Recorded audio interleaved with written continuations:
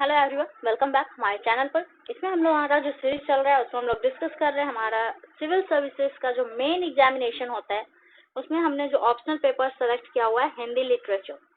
तो आज हम लोग बात करेंगे हिंदी लिटरेचर में धार्मिक साहित्य की। जो लोग पहली बार हमारे चैनल को देख रहे हैं वो चैनल को सब्सक्राइब जरूर करें और बेल आइकन को दबाना ना भूलें, जिससे कि आप सारे नोटिफिकेशन से अप टू डेट रहेंगे। तो चलिए हम लोग डिस्कस करते हैं आज का हमारा टॉपिक धार्मिक साहित्य। जो हम लोग बात करेंगे धार्मिक साहित्य की, उसको हम लोगों ने 3 पार्ट में डिवाइड कर दिया है। 3 पार्ट्स में हम लोग इसको डिवाइड करके देखेंगे धार्मिक साहित्य को। हमारा पहला जो पार्ट है वो है जैन साहित्य, दूसरा है नाथ साहित्य और सिद्ध साहित्य। तो देखिए पहले बात करते हैं हम लोग जैन साहित्य की। जैन साहित्य एक्चुअल में क्या है, तो जो कवि हुए, जो भी राइटर हुए, जो लेखक हुए, पोएट हुए, जो जैन धर्म में विश्वास करते थे, उन्होंने अपने धर्म के प्रचार प्रसार के लिए, उसके बढ़ाव के लिए, उसको लोगों तक पहुंचाने के लिए जो रचनाएं की वो जैन साहित्य कहलाए। अगर आप देखेंगे जैन साहित्य के जो एग्जाम्पल्स हमारे पास हैं, जो जैन साहित्य हमारे पास उपलब्ध है मार्केट में, अगर आप उसको देखेंगे तो आपको पता चलेगा कि वो एक तरह से अपने धर्म का, अपने रिलीजन का एडवर्टीजमेंट है ना। अपने धर्म के फीचर्स को उन्होंने उसमें बताया है। वो लोगों तक ये बात फैलाना चाहते थे कि हमारे धर्म में ऐसी ऐसी बातें कही गई है, हम ये चीजें मानते हैं, तो यही सत्य है और आप भी इसको मानिए। तो एक तरह से आप कह सकते हैं कि लोगों को इन्फ्लुएंस करने के लिए उन्होंने साहित्यिक रचनाएं की, जिससे कि वो ज्यादा से ज्यादा लोगों के बीच में अपने धर्म को बढ़ावा दे सके, अपने धर्म का प्रचार प्रसार कर सके। अगर इसकी भाषा की बात करें, ये जो जैन साहित्य है उसकी अगर भाषाओं की बात करें, उनकी शैली की बात करें, तो आप देखेंगे कि जो 10वीं सदी की शुरुआत में जैसी हिंदी हमें मिली थी, जो कि अपभ्रंश से ट्रांसफॉर्म होकर जो हिंदी हमें मिली थी, अभी की हिंदी नहीं, अभी की हिंदी हमारी आधुनिक हिंदी है ना। इसके पहले की जो हिंदी रही होगी, जो प्राचीन हिंदी है, तो उस भाषा में अधिकतर रचनाएं आपको मिलेंगी जो कि प्रायोरिटी है। ये लैंग्वेज की प्रायोरिटी अगर देखेंगे तो ज्यादातर मुख्यतः जितने भी ये हैं साहित्य हैं, जैन साहित्य की जो रचनाएं हैं, उनकी जो भाषा है वो है अपभ्रंश से निकली हुई प्राचीन हिंदी, अभी की हिंदी नहीं, अभी आधुनिक हिंदी है। ठीक है, तो इस बात को ध्यान रखेंगे।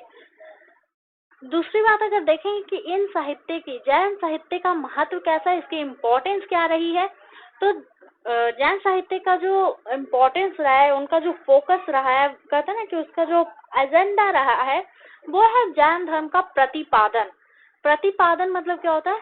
रिप्रोडक्शन। ठीक है, तो मैंने पहले ही कहा था ना कि जैन धर्म को बढ़ावा देने के लिए, ज्यादा से ज्यादा लोगों के बीच में फैलाने के लिए, तो ये उनका मुख्य एजेंडा था, यही उनका कोर एंड सोल पर्पस था कि अपने धर्म को प्रतिपादित करनी है, लोगों के बीच में ज्यादा से ज्यादा बढ़ाना है, ज्यादा से ज्यादा ऐसे लोगों को अपने धर्म से मोहित करना है जो कि हमारे धर्म को मानने लगे, इसके क्या कहते हैं, इसके शिष्य बन जाए। ठीक है, दूसरा था भाषा विज्ञान, है ना। लिटरेचर में जो साइंस होता है, तो लैंग्वेज साइंस, वो भी एक इम्पोर्टेंट साइन रहा इनका। इनका अलग ही धर्म था, इनका अलग लिटरेचर चल रहा था, अलग तरह का। जैसे कि जो भाषा इन्होंने यूज किया था वो हिंदी थी, अब तक अपभ्रंश में होती आ रही थी। ठीक है ना। राष्ट्र साहित्य में हमने देखा था खड़ी बोली भी आ चुकी थी, हमें खुसरो साहब ने खड़ी बोली को कहा था, है ना। मैथिली विद्यापति जी यूज कर रहे थे। तो यहाँ अगर देखेंगे तो वह हमारा प्राचीन हिंदी, जिसको कि यहाँ जनरली लोगों ने यूज किया है।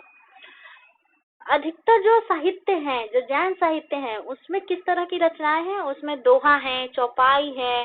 ठीक है, तो इस तरह की जो गा कर सुनाई जाने वाली भाषा होती थी, जिसको कि लोग गा सके, तो वैसी रचनाएं ही आपको देखने को मिलेंगी, जिनको कि अधिकतर चरित्र काव्य भी कहा जाता है, जो किसी एक कहते हैं ना, किसी एक पर्पस को, किसी एक इंसान का कह सकते हैं, या किसी एक सोल का कह लीजिए, कि उनका कैरेक्टरिस्टिक बार बार आप गा रहे हो, उसके बारे में बार बार बता रहे हो, तो उसका कैरेक्टर जो ये होता है, फीचर जो होता है, उस पर आधारित है, तो इसको कहते हैं चरित्र काव्य। दूसरी तरफ देखेंगे तो जो सूफी साहित्य चल रही थी, है ना, तो सूफी क्या था, वो तुलसी जी ने अपनाया था। तुलसी जी ने कहा कि जो सूफी साहित्य है, जो सूफी है, तो मतलब जो उर्दू भाषा में जो सूफियाना होता था, तो वो तुलसी जी ने अपनाया था। सूफी भाषा को इन्होंने प्रमुखता दी थी। इसमें जनरली जो है, जो ज्यादा इम्पोर्टेंटली आपको पढ़ने हैं, वो है दिगंबर संप्रदाय की रचनाएं।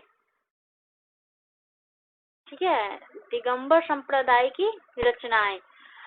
इस काल के जो कवि हैं वो है हेमचंद्र, सोमप्रभ सूरी, मेरतुंग, ये लोग इस काल के कवि हैं।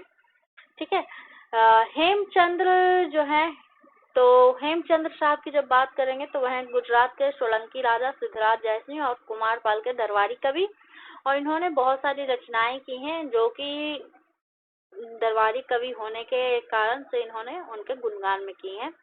हिंदी साहित्य के विकास में इनका बहुत ही महत्वपूर्ण योगदान रहा है, और तीर्थकर जो थे, जो जगह जगह घूमते रहते थे, उनकी जीवनी, उनके सांसारिक वर्णन, इन सब का मतलब बहुत अच्छा उपयोग किया गया है, प्रयोग किया गया है हमारे धार्मिक साहित्य में।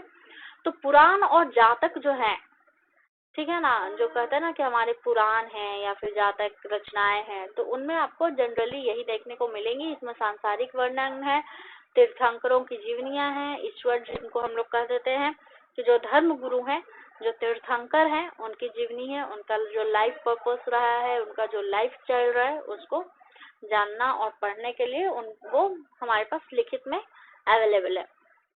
देखिए, स्टार्टिंग में क्या है कि हमारे पास संस्कृत तो थी नहीं, है ना, स्टार्टिंग में संस्कृत नहीं थी। स्टार्टिंग में हमारे पास जो भाषा थी, सबसे स्टार्टिंग में संस्कृत थी, लेकिन जब बात कर रहे थे हम लोग धार्मिक साहित्य की, तो अब तक भाषाएं बहुत सारी आ चुकी थी, है ना। इस टाइम तक बहुत सारी भाषाएं आ चुकी थी प्रयोग में। हमारे पास प्राकृत थी, पाली थी, है ना, अपभ्रंश है, अपभ्रंश में भी फिर पुरानी हिंदी आ चुकी है। आधुनिक हिंदी तो अभी नहीं आई थी, लेकिन पुरानी हिंदी आ चुकी है। तो ये संस्कृत का प्रयोग बहुत ही कम मिलेगा आपको। अगर धार्मिक वृत्ति देखेंगे तो इसमें शांत रस का प्रयोग ज्यादा आपको मिलेगा, और जो छंद होगा वो दोहा होगा। देखिए, जिन्हें भी रस समझ में नहीं आ रहा है, शांत रस क्या है या दोहा छंद क्या है, तो रस, छंद, ये सब हमारे साहित्य का जो ग्रामर होता है, जो व्याकरण होता है, उसमें हमें पढ़ना होता है, हमें जानने की जरूरत है। तो इसको हम लोग डिस्कस करने वाले हैं हमारे आगे के वीडियोज में, जो कि पूरी तरह से हमारा सोल पर्पस होगा उसमें यही कि हम लोग जो हमारे लिटरेचर का ग्रामर है उसको कवर कर ले, है ना। तो देखिए, धार्मिक साहित्यों का अगर मुख्य लक्ष्य आप देखेंगे तो वो होगा धार्मिक सिद्धांतों का प्रतिपादन। मतलब किसी भी धर्म का जो सिद्धांत रहा है, उसका जो प्रिंसिपल रहा है, उसका ज्यादा से ज्यादा तक प्रचार, प्रसार और फैलाव। जैसे यहाँ एग्जाम्पल में आप देख पा रहे होंगे, रावण जायऊ जही दियही दह मुह एक सरीक, चिंता व्यतयहि जनानी कवनहु पियावहु खीर। तो इस तरह की जो रचनाएं हैं, इस तरह की जो बातें हैं, इसमें देखिए, इसमें धर्म की बात की जाती है ना। तो ये चीजें होती हैं जो कि धार्मिक साहित्य को स्पेशल बना देती हैं, जो धार्मिक साहित्य का कोर एंड सोल पर्पस हुआ करती है। तो चलिए, अगले वीडियो में मिलते हैं हमारे सिद्ध साहित्य के साथ। तब तक के लिए जुड़े रहें, ज्यादा से ज्यादा शेयर करें, लाइक करें, कमेंट करें।